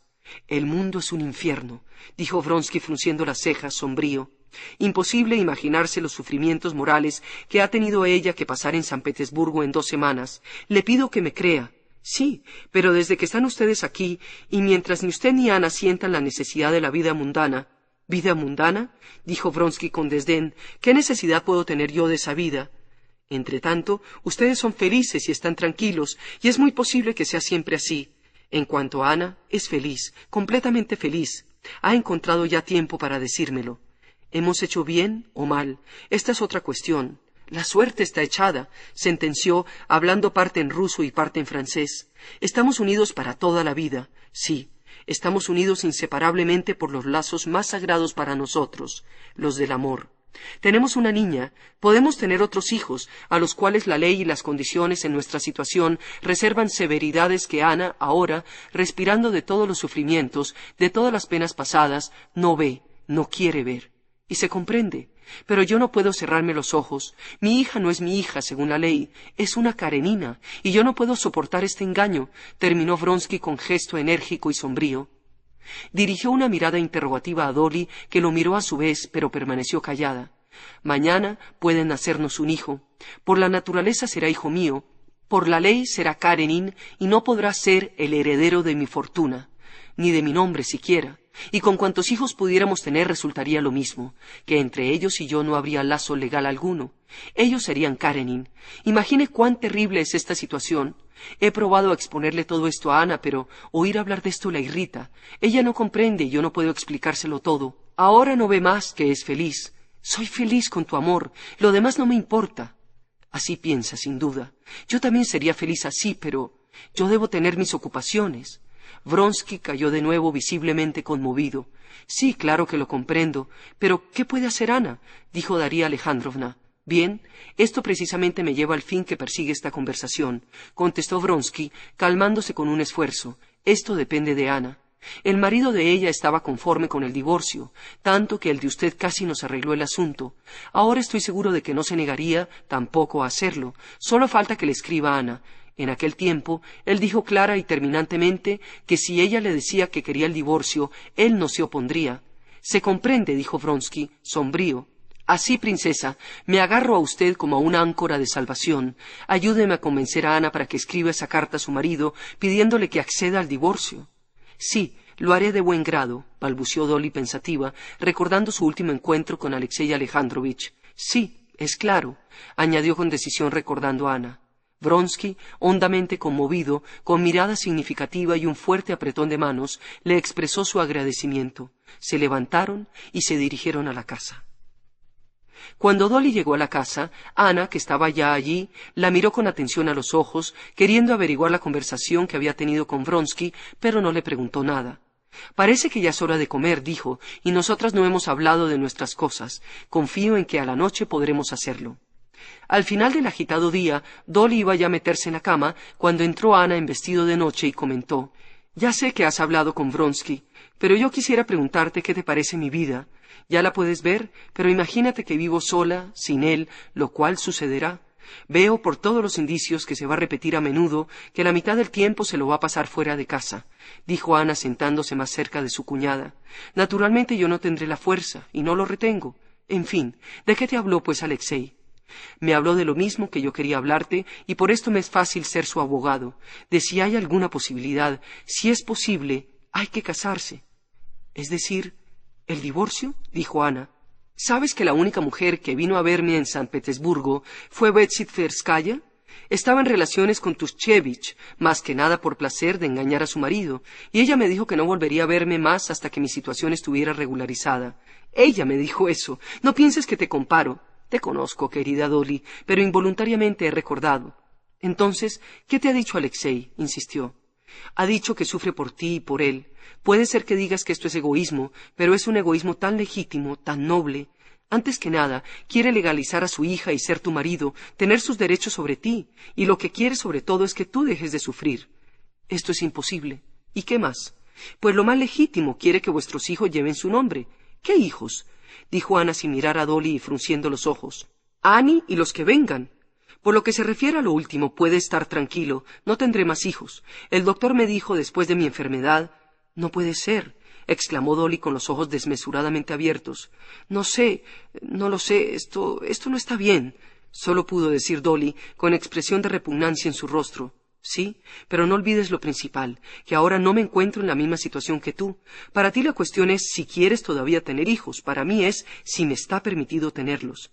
Por esto es aún más necesario normalizar tu situación, si es posible —añadió Dolly. Sí, si es posible —dijo Ana en un tono suave y triste. ¿Es acaso imposible el divorcio? Me han dicho que tu marido consiente. Dolly, no quiero hablar de eso. Bien, no hablemos, se apresuró a decir Dolly al ver la expresión de sufrimiento del rostro de Ana, pero de repente ella misma volvió al tema del divorcio. Dolly, dices, debes casarte con Alexei, y que yo no pienso en esto. Que yo no pienso en esto, repitió Ana. No hay ni un día, ni una hora que no piense en ello. Y me irrito contra mí misma al pensarlo, porque estos pensamientos pueden volverla loca a una. Volverme loca, repitió Ana exaltadamente. Me dicen el divorcio. Primero, él no accederá. Él está ahora bajo la influencia de la condesa Lidia Ivanovna. Hay que probar, dijo con voz débil Dolly. Supongamos que hemos probado, siguió Ana. Hemos supuesto que recibo el consentimiento. ¿Y mi hijo? No me lo darán, y crecerá despreciándome en la casa de su padre, al cual he abandonado. ¿Comprendes que quiero a dos seres, a Sergio y a Alexei igualmente más que a mí misma? Amo solo a estos dos seres, y uno de ellos excluye al otro. No puedo unirlos, y esto es lo único que necesito. Y si no lo tengo, todo me es igual. Se terminará de uno u otro modo, pero de esto no quiero ni hablar. Así que no me reproches nada, no me critiques. Con tu pureza no puedes comprender lo que sufro. Volviendo el rostro, Ana lloró amargamente y se fue a su habitación. Cuando entró en el dormitorio, Vronsky la miró atentamente, buscando en su rostro huellas de la larga conversación que suponía había tenido con Dolly. Pero en la expresión del rostro de Ana, que ocultaba su emoción, no encontró nada fuera de su belleza que, aunque acostumbrada, ofrecía siempre un nuevo atractivo para él. A la mañana siguiente, no obstante los ruegos de los dueños de la casa, Dolly partió y al salir al campo experimentó en su alma una agradable sensación de alivio. Siempre en las mismas condiciones, sin tomar medidas para el divorcio, Vronsky y Ana pasaron el verano y parte de otoño en el campo. A Vronsky le pesaban las redes amorosas con las cuales Ana quería retenerle. Cuanto más tiempo pasaba, más cogido se sentía en ellas y tanto más deseaba librarse, o al menos probar si estaban estorbando su libertad. Sin este deseo, que aumentaba constantemente, de ser libre, de no tener escenas desagradables cada vez que había de salir a la ciudad para las juntas o las carreras, Vronsky hubiera estado completamente satisfecho de su vida. El papel que había escogido, de rico propietario de tierras, clase social que debía componer el núcleo esencial de la aristocracia rusa, no solamente lo había encontrado de su gusto, sino que al cabo de medio año de estar viviéndolo, le procuraba cada vez mayor placer. En el mes de octubre tenían que celebrarse las elecciones de la nobleza en la provincia de Kachin, donde estaban las propiedades de Vronsky, Sviazhsky, Kosnichev, Oblonsky y una pequeña parte de las de Levin. Hacía mucho tiempo que Vronsky había prometido a Sviazhsky asistir. La víspera, entre Vronsky y Ana, se había producido una discusión con motivo de este viaje. Era el otoño, el tiempo más triste y aburrido para la vida en el campo. Por esto calculaba Vronsky que su ausencia había de ser desagradable a Ana, y preparado ya para la marcha, se la anunció con una expresión fría y decidida, como nunca empleara hasta entonces con ella. Pero con gran sorpresa suya, Ana recibió la noticia con gran tranquilidad. Le preguntó solo cuándo pensaba volver y se limitó a sonreír cuando él la miró con atención y sin comprenderla. Vronsky sabía que cuando ella se encerraba en sí misma de aquel modo era señal de que había tomado alguna importante resolución y no quería que le descubrieran lo que meditaba. Vronsky se marchó pues a Kachin sin tener con Ana ninguna explicación. Era la primera vez desde que habían comenzado sus relaciones que esto sucedía, pero aunque le inquietaba y le dolía en el fondo, Vronsky se dijo que a pesar de todo era lo mejor. Al principio será como ahora, pensaba, algo indefinido, vago. Luego ella se acostumbrará. De todos modos puedo dárselo todo, pero no mi independencia de hombre. Vronsky había ido a la ciudad por las elecciones y porque se aburría en el pueblo, por mostrar a Ana sus derechos a la libertad, pero más que nada había ido por cumplir con todos sus deberes de noble y agricultor, la posición que había elegido ahora como campo de su actividad. Pero Vronsky no esperaba de ningún modo que las elecciones le hubieran interesado en tanta manera. Era un hombre completamente nuevo entre los nobles rurales, mas a pesar de ello alcanzaba un éxito indudable y no se equivocaban pensando que había adquirido una gran influencia en aquel medio. Había resuelto que si estaba casado ya cuando se celebraran las próximas, dentro de 3 años, presentaría su candidatura. Vronsky estaba contento porque nunca había imaginado encontrar un ambiente tan agradable en la provincia. Al final, la alegría se hizo aún más general. El gobernador pidió a Vronsky que fuera al concierto que, a beneficio de los hermanos eslavos, había organizado su esposa, la cual, por su parte, deseaba conocer al conde. «Habrá un gran baile y verá usted a nuestras bellezas. Será algo extraordinario», dijo el gobernador. Un momento antes de levantarse de la mesa, cuando todos reposaban, el ayuda de cámara de Vronsky se acercó a éste, trayéndole una carta sobre una bandeja. A medida que leía su rostro se iba ensombreciendo. La carta era de Ana. Aún antes de haberla leído, Vronsky conocía su contenido. Suponiendo que las elecciones iban a terminar en 5 días, él había prometido a Ana volver a su casa el viernes. Era sábado, y Vronsky sabía que la carta estaría llena de reproches por no haber vuelto en el día indicado. Sin duda la nota que él había enviado explicando el retraso no habría llegado aún a poder de ella. El contenido de la carta era efectivamente el que Vronsky había imaginado, pero además le decía algo inesperado y doloroso. Annie estaba muy enferma. El doctor dice que puede tratarse de una pulmonía. Sola yo pierdo la cabeza. Quise ir yo misma, pero cambié de idea, pensando que acaso te desagradara. Dime algo para saber qué debo hacer. La niña enferma y Ana queriendo venir. La hija está enferma y ella emplea aún este tono hostil, pensó Vronsky. Antes del viaje de Vronsky para asistir a las elecciones, Ana había reflexionado en que las escenas que se repetían con ocasión de cada viaje que él hacía, en vez de estrechar los lazos que les unían, podían debilitarlos aún más, y decidió hacer todo el esfuerzo posible sobre sí misma para soportar tranquila la separación. Pero el tono frío y severo que empleó Vronsky aquella vez para anunciarle su viaje, y la mirada que le dirigió la ofendieron, y ya antes de su partida, Ana había perdido la tranquilidad. No obstante, a pesar de estar convencida de que Vronsky comenzaba a perderle cariño, no veía cómo podría ella cambiar, modificar su actitud para con él, hacer que éste fuera igual que antes cuando con solo su amor y sus atractivos ella lo sabía retener. Y como antes, trabajando de día y tomando morfina por la noche, conseguía Ana ahogar sus terribles pensamientos sobre la situación en que quedaría si Vronsky dejara de amarla. Es verdad, pensó, que queda todavía un remedio para retenerlo. Ana, fuera de su amor, no deseaba nada. Este remedio era el divorcio y su casamiento, y Ana empezó a desearlo y se decidió a consentir en la primera ocasión en que Vronsky o su hermano le hablaran de ello. Con tales pensamientos pasó 5 días, que fueron los que había de durar la ausencia de él. Pero al 6.º día, cuando llegó el cochero sin él, Ana sintió que no podía ya ahogar más su pena y su inquietud por lo que Vronsky pudiera estar haciendo allí. En este tiempo enfermó su hija. Ana quiso atenderla, y tampoco en esto halló distracción, porque la enfermedad de la niña no era de cuidado. Además, no obstante sus esfuerzos, no llegaba a querer a la niña, y el amor no podía ni sabía fingirlo. Al anochecer de aquel día, al encontrarse sola, el terror de que él abandonara se hizo en Ana tan vivo que casi se decidió a ir a la ciudad ella misma, pero después de pensarlo mucho, se limitó a escribir aquella carta contradictoria que Vronsky había recibido y que sin releerla le fue mandada por un propio. A la mañana siguiente, al recibir la contestación, Ana se arrepintió de haberlo hecho.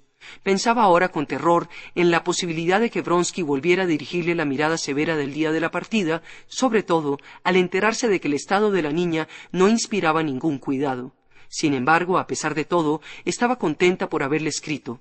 Él se sentía molesto, renunciaría de mala gana a su libertad para volver a su lado, pero al fin y al cabo volvería, que es lo que Ana ansiaba con toda su alma, porque de este modo lo tendría con ella, lo vería, podría seguir cada uno de sus movimientos.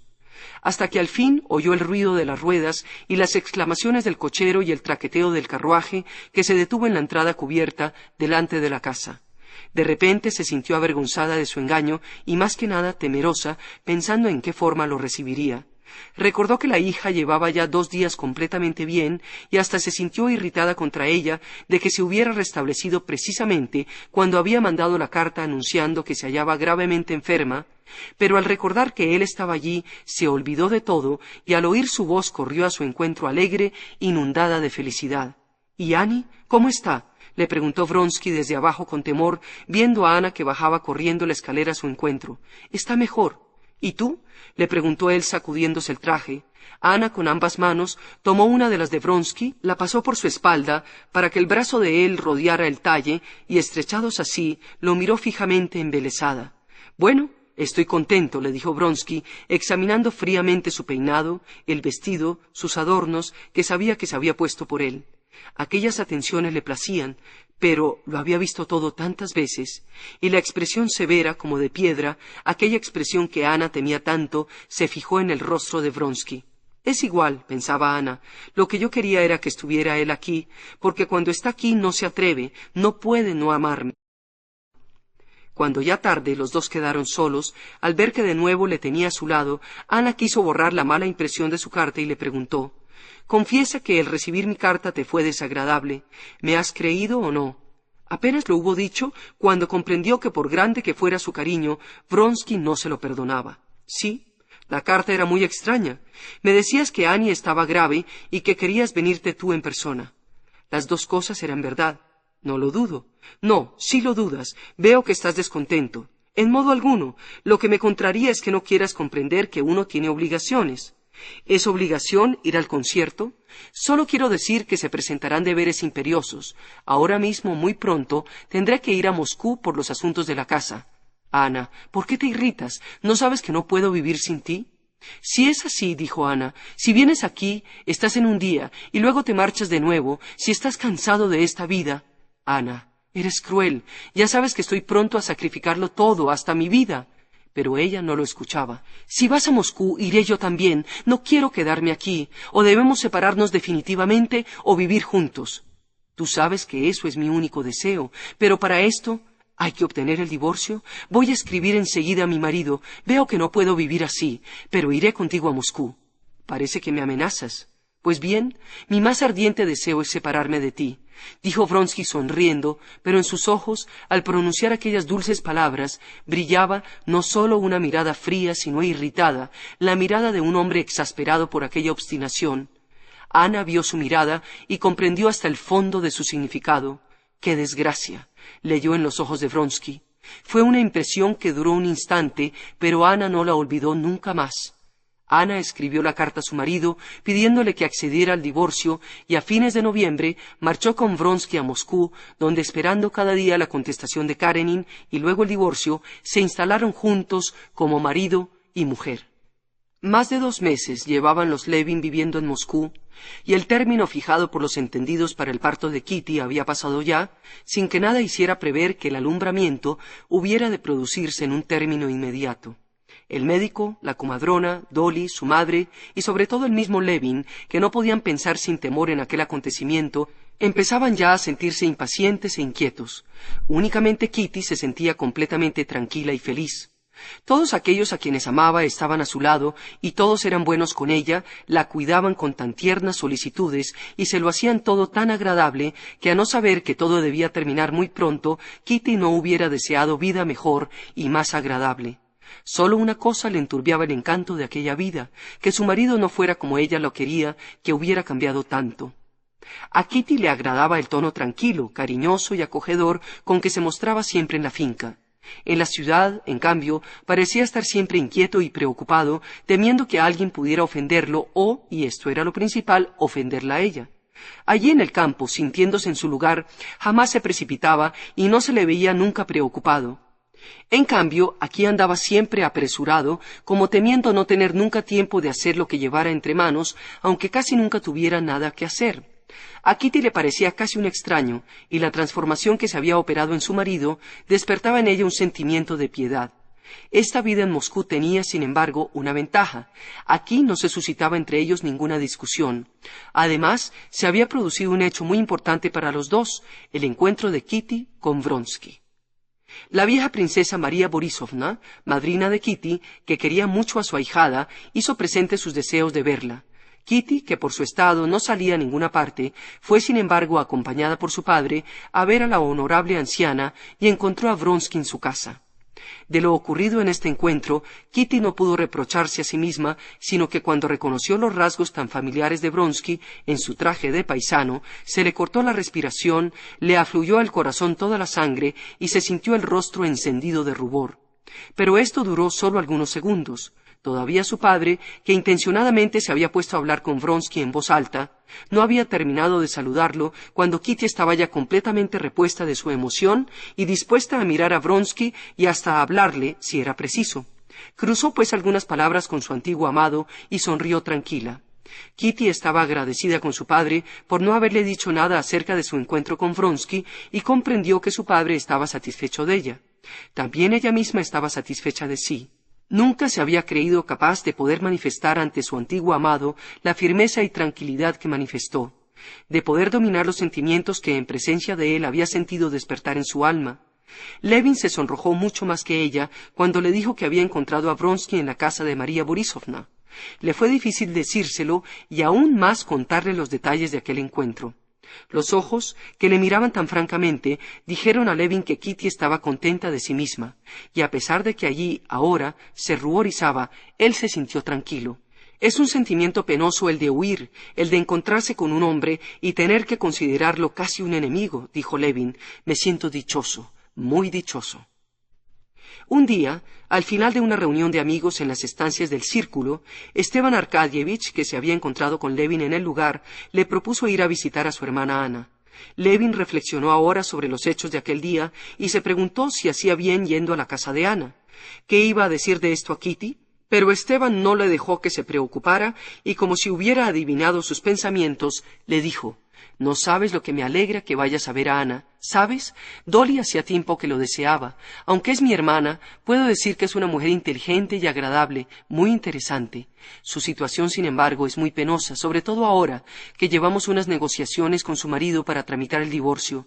Él está conforme, pero hay complicaciones a causa del hijo. Y el asunto, que debió quedar terminado en poco tiempo, dura ya más de 3 meses. Enseguida que se ultime el divorcio, Ana se casará con Vronsky. Nadie cree ya en el divorcio. Ana vive en Moscú. Aquí todos los conocen a él y a ella, y no sale a ninguna parte, ni ve a parientes ni amigas excepto a Dolly, porque, comprendes, estas cosas estorban la felicidad de la gente. Entonces, casada ya con Vronsky, la posición de Ana será tan regular como la tuya y la mía». «¿Y a qué se deben estas complicaciones?», preguntó Levin. «Ah, es una historia larga y aburrida. Todo está tan poco claro, indefinido. Lo cierto es que, esperando, Ana no quiere que la traten solo por compasión. Ana cría y educa a su hija, y a mi parecer de una manera excelente, pero no es esta su ocupación principal. En primer lugar, Ana escribe. Está escribiendo un libro para niños. No habla a nadie de esto, pero a mí me lo ha leído, y yo he dado a leer el manuscrito al editor Vorkuev. Me ha dicho que la obra es interesante. Ana también es una mujer de gran corazón. Ya la verás. Ahora tiene recogidos en su casa una niña inglesa y una familia entera, en las cuales se ocupa ella personalmente.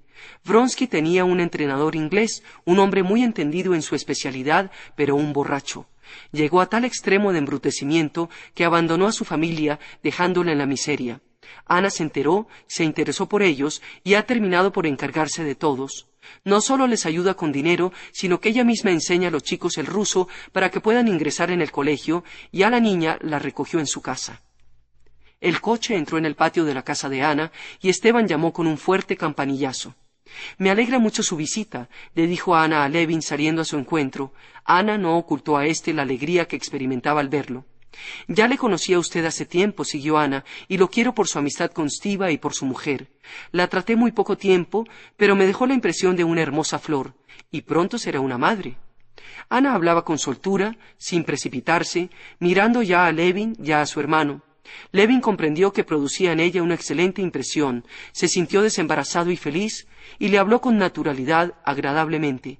Le parecía conocerla desde la infancia.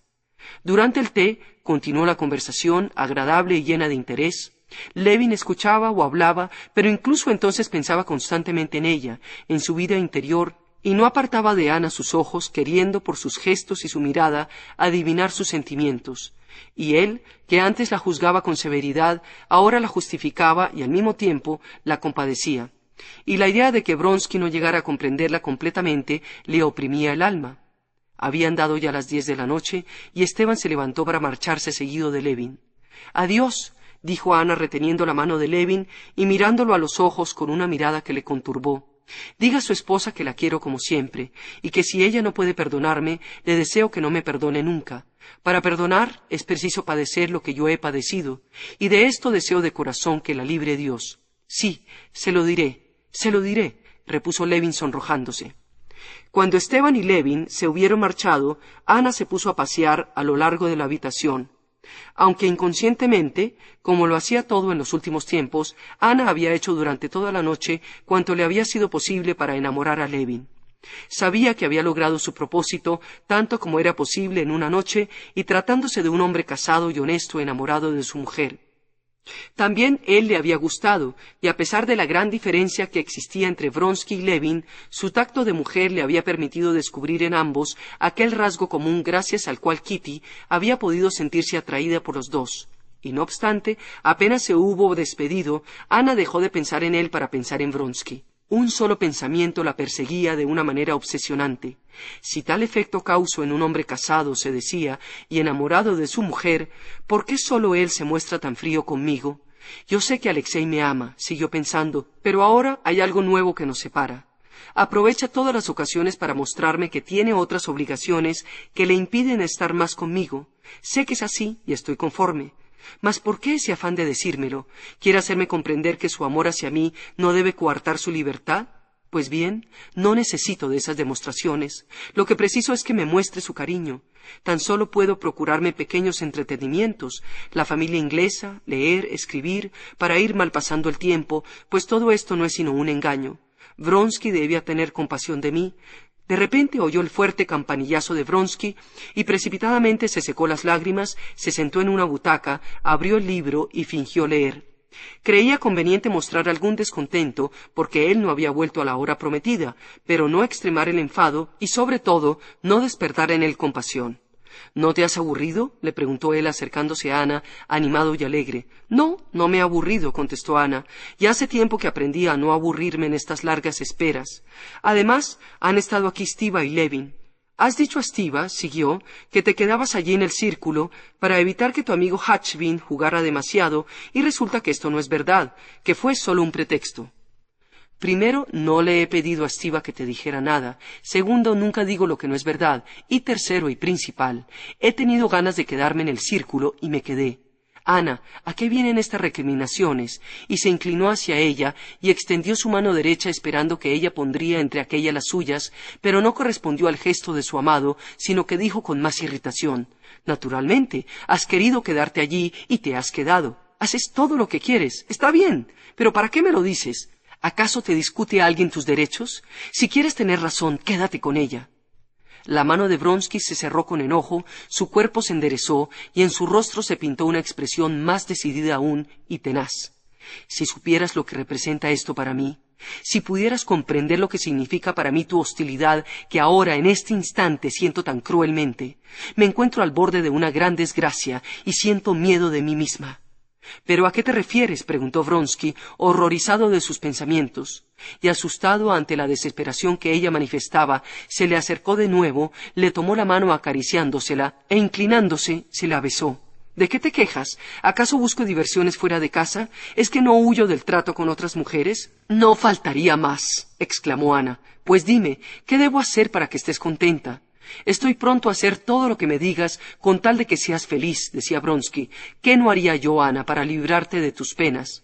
No es nada, dijo ella sintiéndose dichosa de nuevo. Ni yo misma sé lo que quiero. ¿Acaso la soledad, los nervios? Pero no hablemos más de esto. Y cambió de conversación, procurando disimular la victoria conseguida.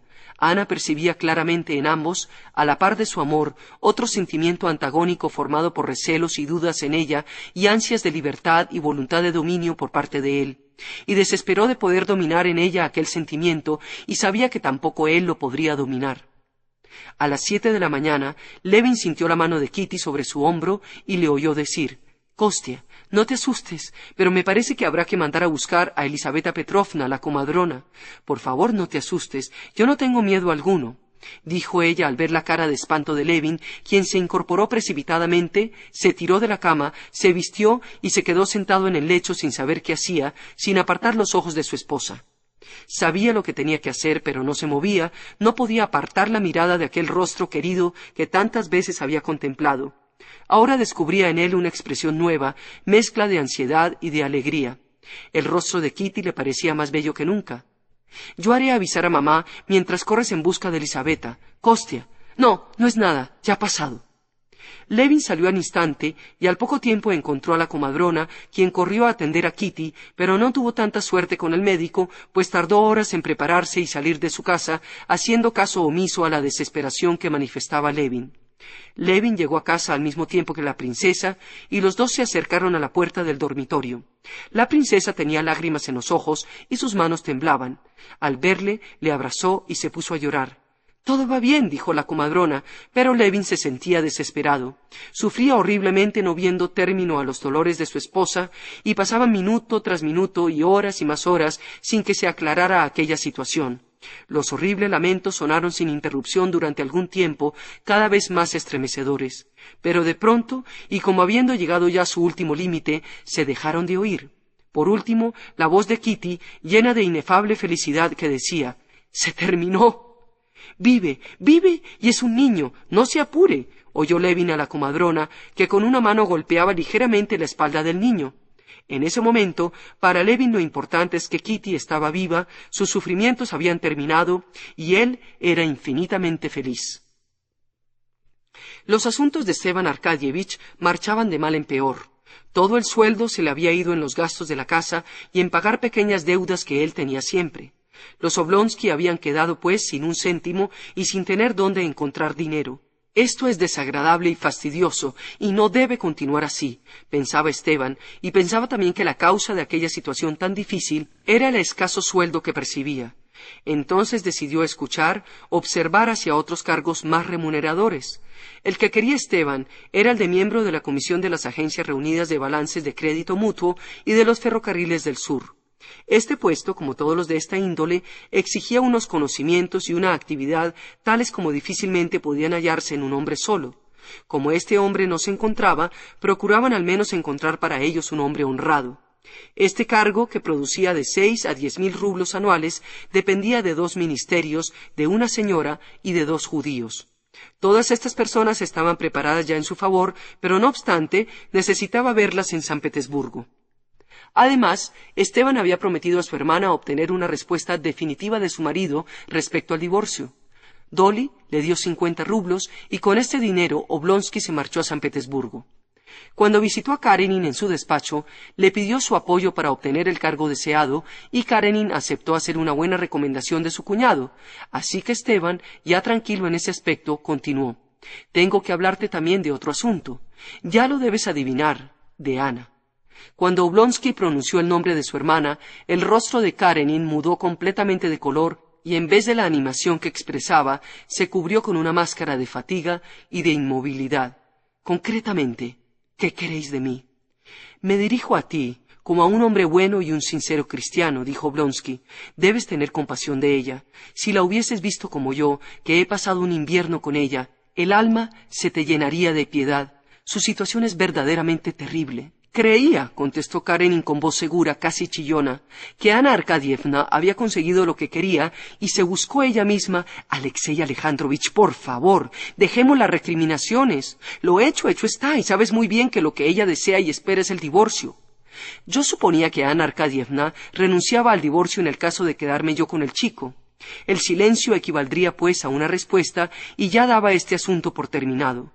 «El asunto no está terminado. Si me lo permites, haré una recapitulación de él.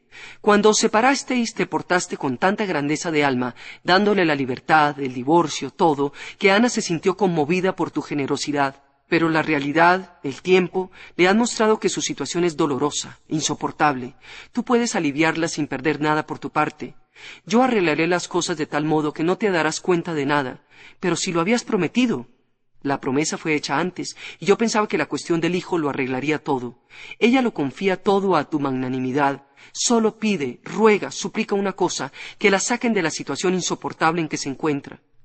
Nunca he rehusado cumplir mis compromisos en todo lo que me es posible, pero necesito tiempo para reflexionar, para ver si lo que he prometido está dentro de lo posible. Ahora te ruego que no hables más de esto. Debo reflexionar y buscar consejo. Pasado mañana haré saber mi respuesta definitiva.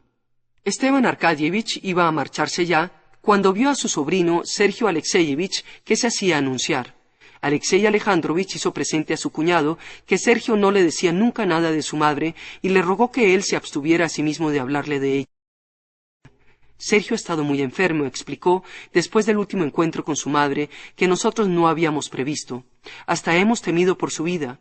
Una cura bien llevada y baños de mar han repuesto su salud. Ahora, por consejo del médico, lo he internado en un colegio y está completamente sano. Había pasado un año desde que Sergio viera a su madre por última vez. Los pensamientos y recuerdos de ella, que después de su entrevista le hicieron enfermar, ahora habían dejado de inquietarle, y si a veces volvían a su mente, los rechazaba considerándolos vergonzosos, propios de niñas, pero no de niños. Sabía que entre sus padres se había producido una discordia que los había separado y que él debía estar con su padre, y procuraba acostumbrarse a esta idea. Vronsky y Ana se sentían cada día más aburridos y desesperados porque hacía tiempo que no existía acuerdo entre ellos.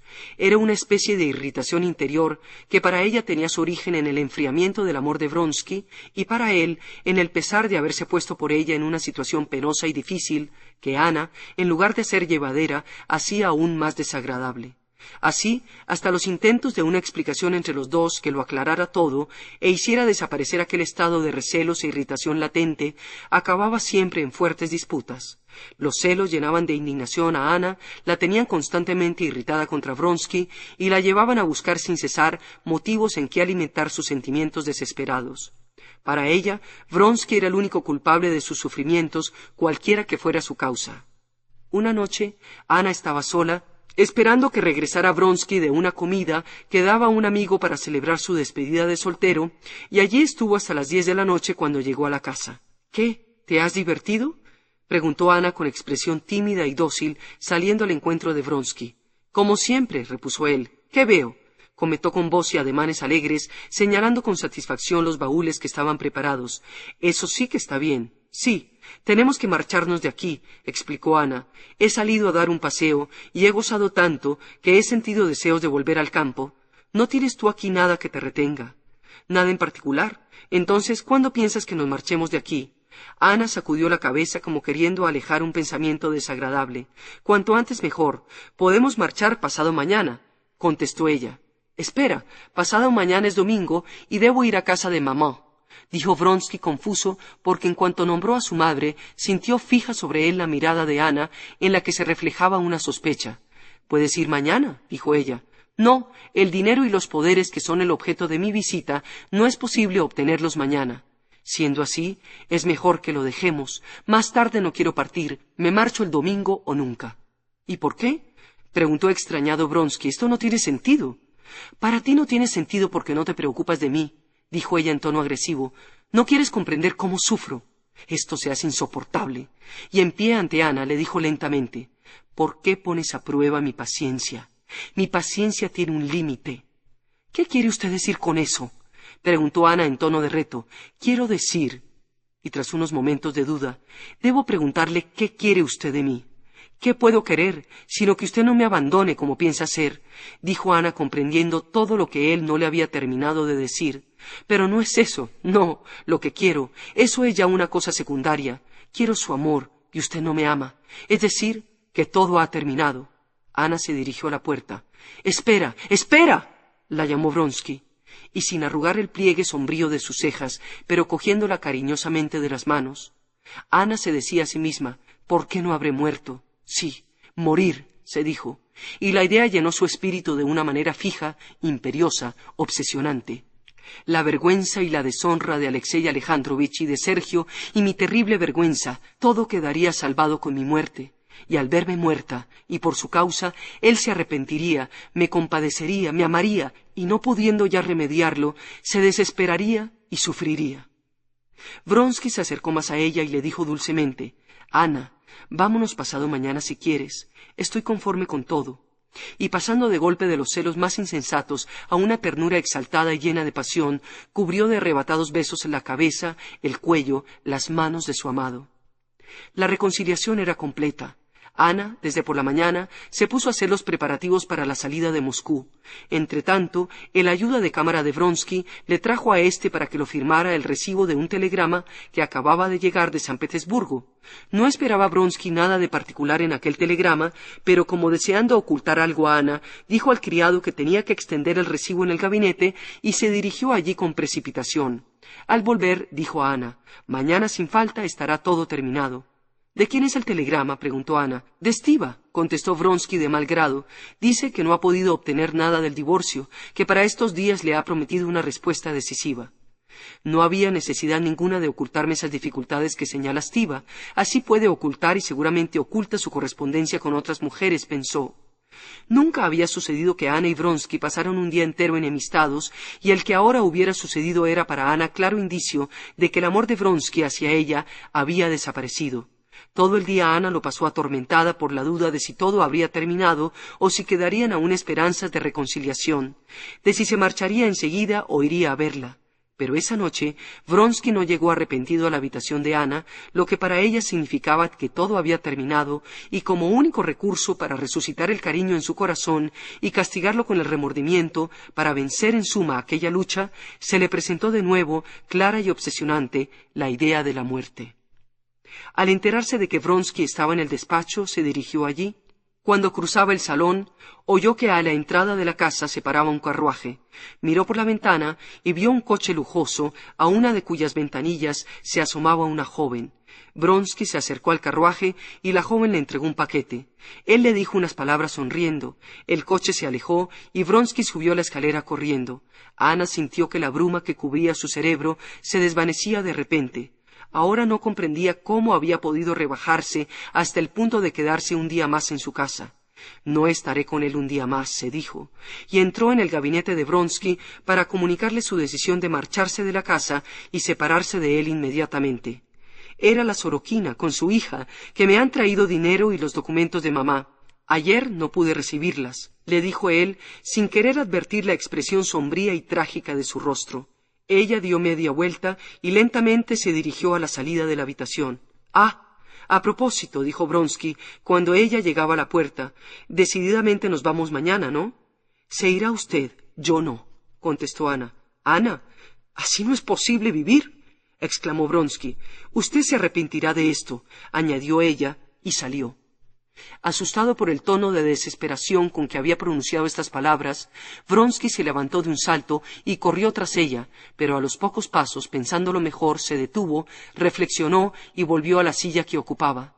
«Lo he probado todo», se dijo. «No me queda sino un recurso: dejarla hacer».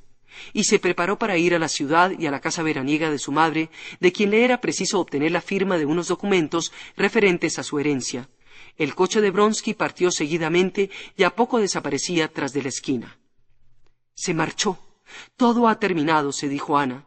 Su criado le informó que el conde se dirigía a las cuadras. «Espere, voy a escribir una carta, y la hará llevar por Mijailo a las cuadras inmediatamente». Ana se sentó y escribió en un papel de cartas: «Reconozco mi culpa. Vuelve a casa. Tenemos que explicarnos. Por Dios, ven. Siento miedo». Cerró la carta y se la entregó al criado. Luego, en su temor de quedarse sola, salió tras el criado y entró en el cuarto de la niña. «¿Qué es esto? Esta no es mi Sergio. ¿Dónde están sus ojos azules, sus caricias, su dulce sonrisa? ¿Es posible que todo haya terminado? No, no es posible», pensaba. «Él volverá. Pero ¿cómo podrá explicarme la animación, la sonrisa expresiva que tenía mientras hablaba con Sorokina? Escucharé, a pesar de todo, lo que me diga. Le creeré. Si no le creo, solo me queda un camino, y esto no quiero». «¿Qué es esto?», dijo luego. «¿Será que me he vuelto loca?». Ana se asomó vivamente a la ventana y vio el coche de Vronsky. Pero ni Vronsky ni nadie subía a la escalera. El criado, que había llevado la carta y que era quien acababa de llegar en el coche, se adelantó hacia ella. Ana le preguntó por su encargo. «No hemos encontrado al señor conde». El señor conde se había marchado ya a la estación del ferrocarril de Nizhny. «¿Cómo? ¿Que se había marchado?», preguntó Ana con acento de consternación. «Vaya con esta carta a la finca de la condesa Vronskaya y tráigame enseguida la respuesta». «¿Y yo? ¿Qué haré? Pensó, sí, iré a ver a Dolly, si no, me volveré loca. Ah, también puedo mandarle un telegrama. Y escribió, necesito hablarle, venga enseguida. La entregó al criado y se dirigió a la casa de Oblonsky. En el momento en que llegó Ana, Dolly y Kitty conversaban, pero cuando Dolly la vio, salió a su encuentro.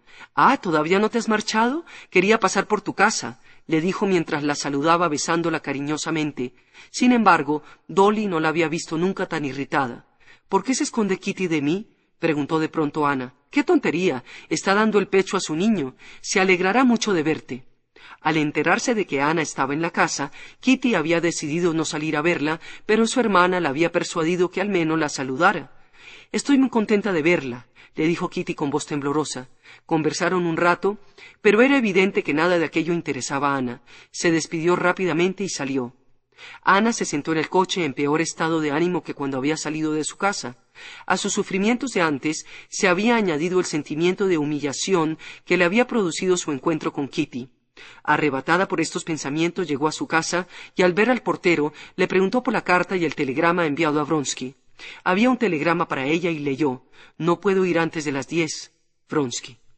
«¿Y ese Mijailo, al que mandé con una carta, no ha vuelto todavía?» «No, señora», respondió el portero. «Pues yo misma iré a encontrarlo donde esté», pensó, «y antes de irme para siempre se lo diré todo. Nunca he odiado a nadie como a este hombre». Sentía en la cabeza una gran pesadez, pero le ordenó al cochero ir a la estación. «Bueno, imaginaré lo que necesito para ser feliz.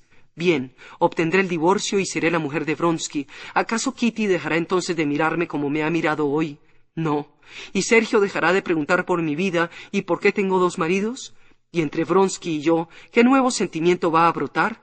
No, esto es imposible. El abismo que nos separa es demasiado profundo». Al llegar a la estación, Ana se dirigió entre la gente, subió el estribo y se sentó sola en un departamento. El conductor cerró de golpe la puerta y ajustó el cierre del vagón. Al cabo de un tiempo, Ana llegó a la estación de destino, bajó del vagón entre un grupo de viajeros y se puso a recapacitar sobre el motivo que la había llevado allí y lo que se proponía hacer.